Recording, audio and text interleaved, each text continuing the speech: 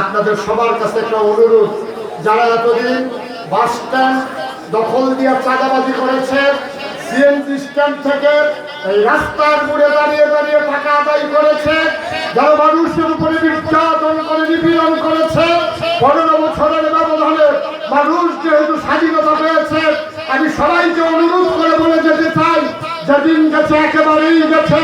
বাসটা ডাক্তার দখল দিয়ে টাকা উঠাইছে, এই বাংলাদেশ যতদিন থাকবে দখল দিয়ে জনের কাছে চাঁদাবাজি না করতে পারে। আমরা চাঁদাবাজের বদলে চাঁদাবাজ দেখতে চাই না, সন্ত্রাসীর বিরুদ্ধে সন্ত্রাসী আর দেখতে চাই না। আমরা যারা বালুর মহল দখল করে আমার গোমতী নদীর শত শত কোটি টাকার সম্পদ লুণ্ঠন করেছে, আমরা সেই লুণ্ঠনকারী আর দেখতে চাই না।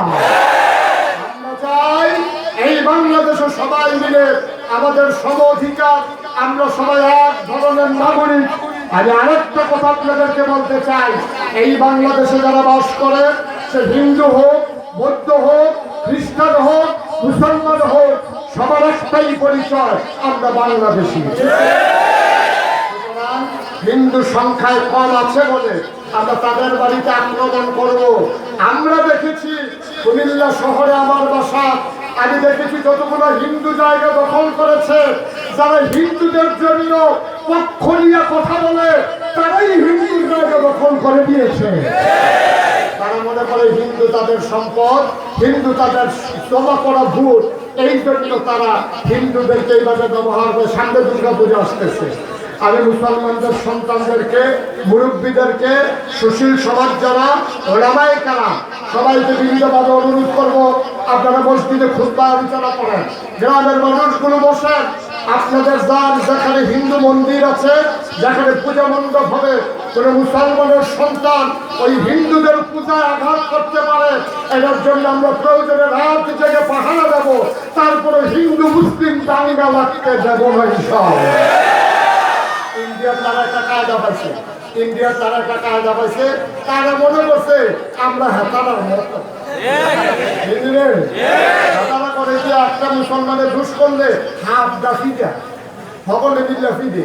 আমরা মুসলমান হিন্দু, আমরা বাংলাদেশে যে কি শান্তিতে আছে, আমি কয়েকজন হিন্দুরে জিজ্ঞেস করি মার ফেলে লিখতে আসছি, ঠিক কিনা কও?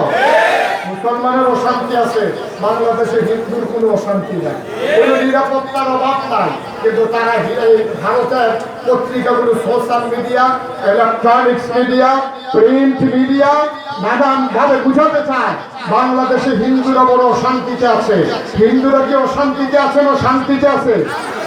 কারণ আমরা গোলামে পাহারা দিয়া দিয়া 5ই আগস্ট যখন দ্বিতীয়বার স্বাধীন হলো, আমি মুস্তাক ফৈজি এবং বাংলাদেশের অনেক ওলামায়ে কেরাম আমাদের মাদ্রাসার ছাত্রদেরকে নিয়ে, স্কুল কলেজের ছাত্রদেরকে নিয়ে কুমিল্লা শহরের সবগুলো মন্দির আমরা পাহারা দিয়েছি রাত জেগে জেগে।